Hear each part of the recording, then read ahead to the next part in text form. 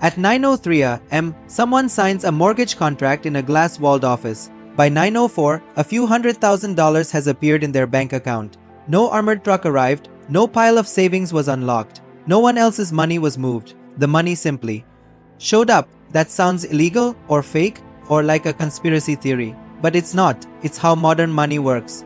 Most people think banks are like warehouses for cash. You deposit money, they store it, they lend some of it out. Safe, boring. That story is comforting. It's also wrong, and it matters that it's wrong. Especially now, because right now, household debt is near record highs. Interest rates have snapped upward faster than at almost any point in modern history, and governments, banks, and central banks keep insisting the system is stable, under control. So before we decide whether to believe that, we need to understand something deeply uncomfortable. We need to understand how banks create money out of nothing. Let's rewind. For most of history, money was a physical thing. Gold, silver, coins you could buy it. If a king wanted more money, he had to find more metal or debase the coins. That took effort, and it had limits. Banks came later. At first, they really were just storage vaults. You gave them gold, they gave you a receipt. Over time, people started trading the receipts instead of the gold. Easier, lighter, safer. Then the banks noticed something. Most people didn't come back for their gold at the same time. So banks started lending some of it out, carefully, conservatively, if they had 100 gold coins. Maybe they lent 20, maybe 30. This was the beginning of fractional reserve banking. Risky, but manageable.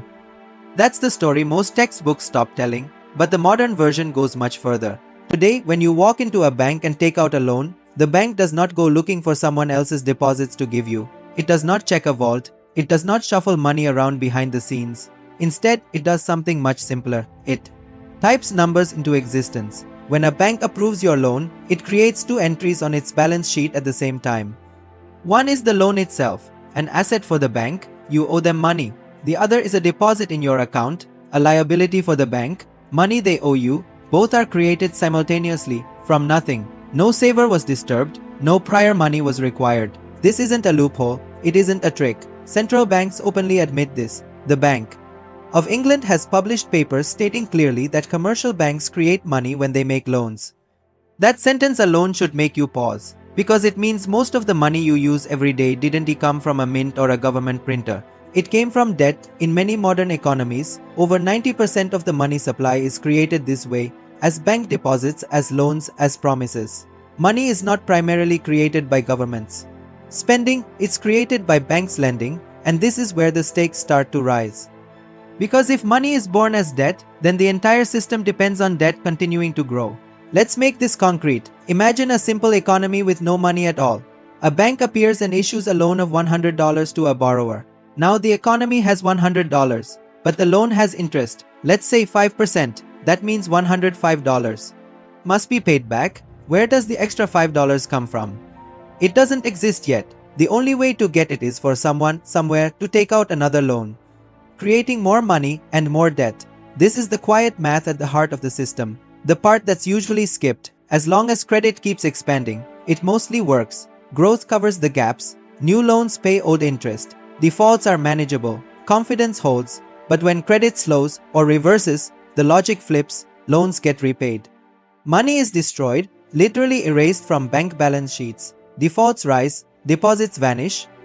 Suddenly there isn't enough money to service the existing debts. That's not a moral failure, it's mechanical. This is why financial crises look the way they do. In 2008, banks didn't just lose money. Money itself disappeared as loans collapsed. Governments had to step in, not because they wanted to be generous, but because the money supply was imploding. The irony is thick.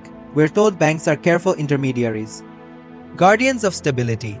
Yet they hold the power to expand or contract the money supply far more than elected governments. And they're driven by incentives that aren't exactly philosophical.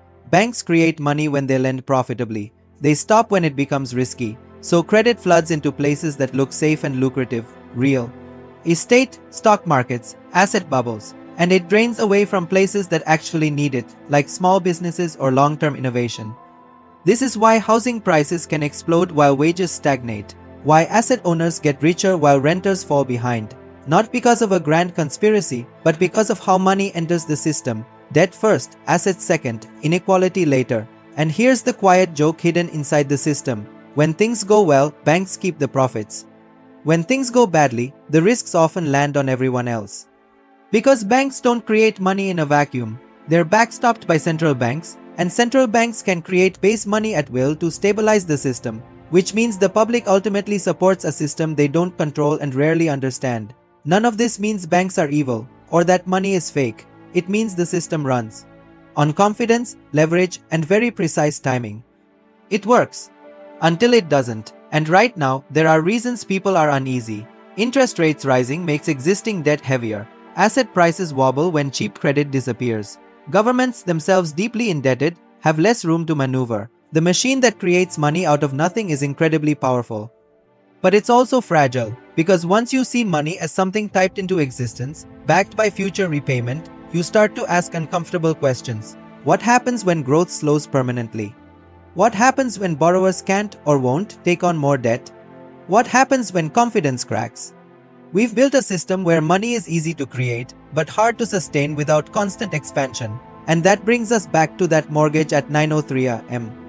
Those numbers in the account feel solid, real, spendable, but they're ultimately anchored to a promise stretching decades into the future.